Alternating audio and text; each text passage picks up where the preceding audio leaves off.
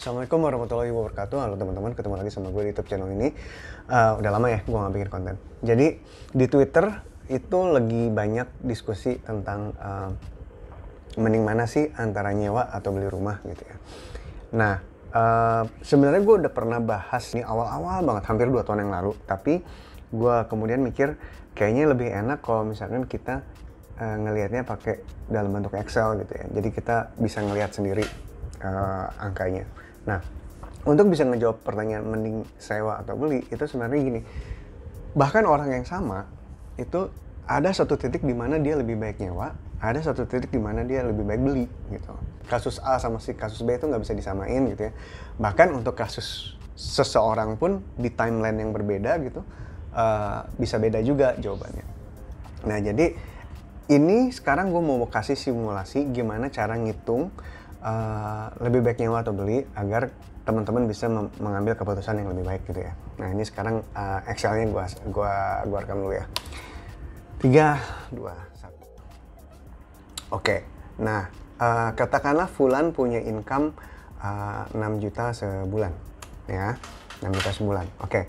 Nah, gua sediain 4 skenario, kita lihat skenario 1 dulu. Nah, lihat ya.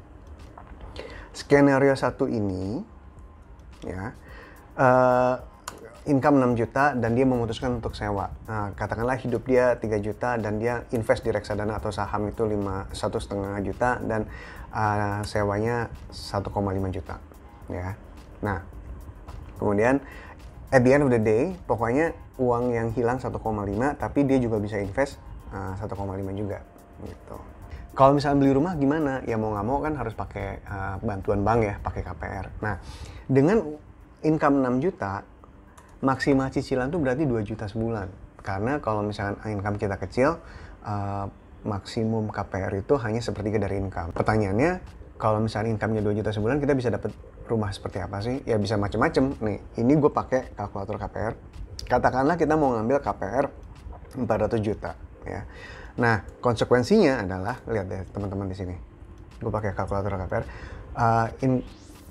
Utangnya 400 juta, untuk bisa nyicil 2 juta sebulan, maka mau nggak mau tenornya harus 25 tahun. Gede loh. Nah, komposisi cicilannya adalah bunganya 1,3 dan angsuran pokoknya 700.000. Dan total bunga yang lo harus keluarkan selama 25 tahun itu 695 juta ini. Ya, ngerti ya? Nah, kita kembali ke sini, kita bandingin sama kalau misalnya kita nyewa. Nih, di sini 690, sorry, di sini 695 juta. Nah, kita bandingin deh, 25 tahun ya. Kalau misalkan teman-teman nyewa terus selama 25 tahun dan kena inflasi 5%, selama 25 tahun itu teman-teman udah ngeluarin 860 jutaan. Gua tau dari mana? Karena gua ngitung manual nih, lihat ya. Tahun pertama, nih kan, tahun pertama 1,5 juta kali 12, tahun kedua naik 5% gitu ya, jadi 19, kemudian terus.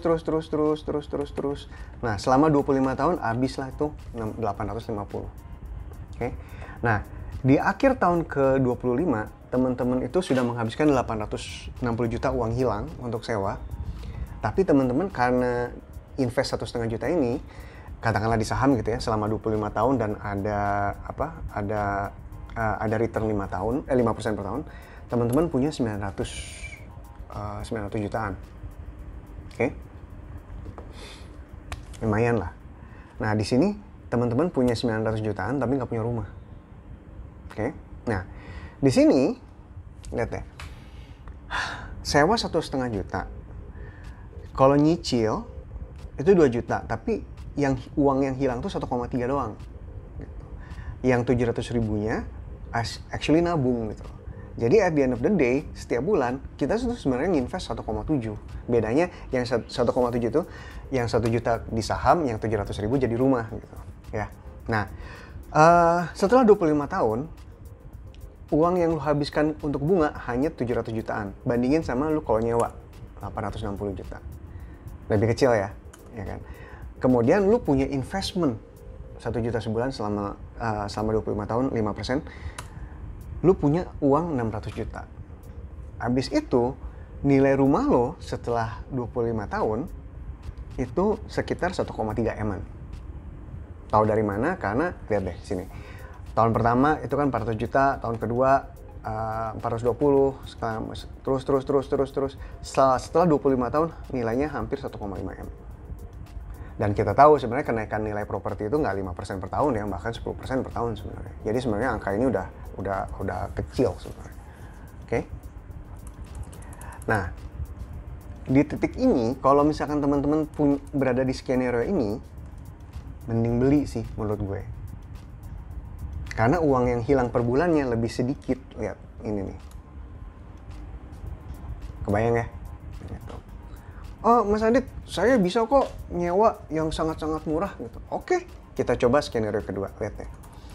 Katakanlah gaji 6 juta sebulan, sewa bisa nemu hanya 1 juta sebulan. Dan pada akhirnya teman-teman bisa invest 2 juta sebulan. Lumayan ya, per bulannya bisa invest 2 juta sebulan. Nah, teman-teman lihat ya. Uang yang hilang gara-gara sewa 1 juta sebulan itu, kan ada inflasi ya 5% per tahun. Teman-teman, uang yang hilang itu 572 juta. Dan teman-teman invest 2 juta sebulan selama 25 tahun, 5% per tahun, itu teman-teman punya 1,2 M. Jadi kalau misalnya teman-teman memutuskan untuk jalan ini, teman-teman punya 1,2 M, meskipun nggak punya rumah. Oke? Nah, bandingin sama teman-teman kalau misalnya beli rumah, maksa beli rumah gitu ya. Bunganya 1,3. Di titik ini sebenarnya lebih baik nyewa. Karena bunganya aja itu 1,3, tapi lu berhasil menyewa 1 juta sebulan, ngerti gak? Jadi uang yang hilang per bulan itu lebih sedikit. Nih lihat deh. Setelah 25 tahun, uang hilang lo itu 570, sedangkan bunga yang lu harus keluarkan itu 695 tadi kan.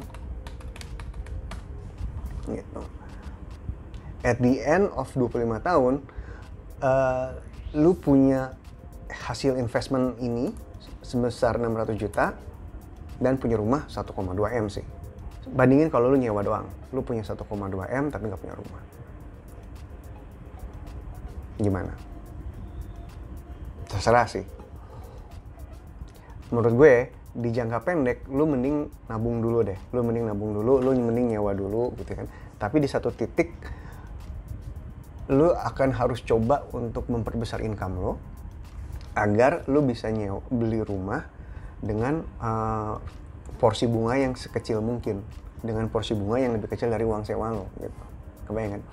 Jadi kalau lu berada di situasi ini, coba lu nabung kek atau cari pekerjaan yang lebih baik, memperbesar income lo agar lu berada di posisi ini gitu.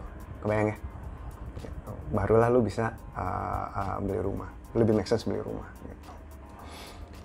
Mas, itu kan KPR-nya gede kan. Kalau misalkan KPR-nya kecil aja gimana, Mas? Oke, kita coba ya. Skenario 3 nih, lihat deh. Ini skenario 3 masih skenario 4 gua bikinin. Income 6 juta sebulan, hidup 3 juta, invest 1,5, sewa 1,5, oke. At the end of the day, bunga lu bisa invest 1,5 per bulan. Nah, kemudian lu mau ngambil rumah yang super murah aja deh, yang paling murah. Nah, karena murah, misalkan katakanlah 200 juta 200 juta gitu nilai rumahnya ya. Lu bisa melunasinya dalam 10 tahun. Nih, lihat kalkulator di sini nih. Kolom G ya, 200 juta, dan kalau misalkan mau cicilannya 2 juta sebulan yang mana sepertiga income lo, maka lo bisa melunasinya dalam 10 tahun gitu. Nah, breakdownnya adalah bunganya bayar 660, pokoknya bayar 1,3, lumayan banget nih, nggak banyak banget uang hilang. Nah, di sini nih, lu uang hilang 1,5 di sini. Sedangkan lu kalau misalnya lu beli rumah dengan rumah yang murah itu 200 juta itu, lu hanya uang hilang itu hanya 660.000 di bunga. At the end of the day, setelah 10 tahun nih, kalau lu nyewa, lu hilang uang tuh 220 juta. Tahu dari mana? Nih, ya sama aja nih, sama kayak tadi, tapi 10 tahun doang ya. Nah, sedangkan uang hilang untuk bunga total hanya 44 juta. Tahu dari mana? Dari sini. Kalau kita ke atas, lihat tuh, total bayar bunga 44 juta. Kecil ya. Nah, kemudian lu juga invest 158 juta segala macam gitu ya. Nah, nilai rumah setelah 10 tahun, lihat, nilai rumah lu setelah 10 tahun nih, naik 5% per tahun ya. Naik 5% per tahun, itu 310 juta. Jadi, setelah 10 tahun nih, lo lihat di skenario 3, sorry. Lihat di skenario 3. Lu punya 237 juta hasil invest ini, tapi lu nggak punya rumah. Sedangkan kalau misalkan di sini, lu hilang uang 44 juta, lu punya hasil investasi 158 juta, tapi lu punya rumah nilainya 300 juta. Secara aset, secara di atas kertas, lu lebih kaya double di sini ketimbang di sini. Oke? Nah, skenario keempat nih. Coba dong Mas, bandingin kalau misalkan sewanya nggak mahal-mahal banget, gue bisa kok nyari nyari rumah atau kos-kosan yang hanya 1 juta sebulan. Oke, kita coba ya, lihat. Kalau gini caranya, lu uang hilang lu itu 150 juta. Dan selama 10 tahun lu berhasil memiliki aset di saham itu 316 juta. Ya, lu punya 316 tapi lu nggak punya rumah. Di kanan nih, lu invest segala macam. Ya, itu lu hasil investasinya hanya 158 juta, tapi lu punya rumah yang nilainya 300 jutaan. Again, yang sebelah kanan itu kayak yang lu 1,5 kali lebih baik ketimbang lu nggak punya rumah sebenarnya. Gitu. Itu dari angka. Nah, 2 komponen harga yang gue nggak masukin di sini adalah biaya renovasi dan biaya pajak PBB. Tapi kalau misalnya PBB itu sangat-sangat murah, dan renovasi kalau misalnya kita apik gitu, ngerawat rumahnya nggak perlu renovasi besar-besaran banget gitu. Uang yang habis untuk renovasi itu nggak sama sekali nggak besar. Lo liatin aja, nih, skenario 4, di sebelah kanan 450 juta, ini 300. Bedanya tuh 150 juta nih. Ya, selama 10 tahun. Nah, selama 10 tahun, lo kira-kira bakal keluar 150 juta nggak untuk renovasi? Gue ragu sih, enggak. Skenario 3, sewa rumah 237, kalau misalnya beli rumah, itu 458 juta totalnya. Apakah dalam 10 tahun lu pajak dan renovasi akan keluar 150 juta? Ragu gue, enggak. Coba skenario ini nih, skenario 2. Lu nggak beli rumah, lu punya 1,2 M. Lu punya rumah, itu total aset tuh 1,8 M. 600 juta bedanya. Dalam 25 tahun, apakah lu akan menghabiskan pajak dan renovasi 600 juta? Enggak. Gue udah punya rumah dari 2006 gitu sampai 2022, nggak pernah segede itu. Gimana? Ya, gitu ceritanya. Jadi lo harus bisa ngitung di level sini. Gitu. Bahkan kalau bisa lebih detail lagi, barulah lo bisa menjawab pertanyaan mending sewa atau mending beli. Gitu. Selain hitung-hitungannya, ada 2 hal yang harus diperhatikan kalau misalkan kita mau menimbang antara nyewa atau beli. Misalkan rumahnya udah lunas, kemudian kita meninggal. Misalkan kita beli rumah, kemudian udah lunas, kemudian meninggal gitu ya. Anak istri kita aman gitu, dia punya tempat tinggal di mana dia nggak perlu mikirin bayarnya gimana gitu. Kalau misalkan lagi nyicil, kemudian kita meninggal gitu ya, kan ada asuransi jiwanya, di mana si asuransi jiwa itu akan melunaskan semua sisa tagihannya. Gitu. Jadi anak istri kita nggak ada beban juga, gitu. nggak akan terkena utang. Nah, kalau misalnya kita nyewa, gimana tuh? Itu yang harus dipikirin. Apa yakin tuh yang 1,2 M itu sama 300 juta segala macam itu cukup untuk nge-cover mereka? Nah, pertanyaan kedua adalah, kalau misalnya kita pensiun, kan kita udah nggak ada income lagi. Apa kita yakin semua investment kita itu cukup untuk membayar uang sewa kita sampai kita meninggal nanti. Iya, kalau misalnya kita meninggal di umur 60. Kalau misalnya kita ternyata meninggalnya di umur 95 gimana? Ya kan? Nah, itu yang harus dipikirin juga sih sebenarnya. Gitu. Yang penting kalau misalnya kayak gini-gini tuh pikirannya dua aja. Waktu kecil nggak nyusahin orang tua, udah tua nggak nyusahin anak. Itu yang lo mendingan harus pikirin. Sampai di sini aja dulu. Sampai ketemu di episode berikutnya. Assalamualaikum warahmatullahi wabarakatuh. Halo teman-teman, terima kasih udah nonton videonya sampai akhir. Kalau lu suka sama videonya atau menemukan video ini bermanfaat, jangan lupa klik like dan share juga ke teman-teman lain.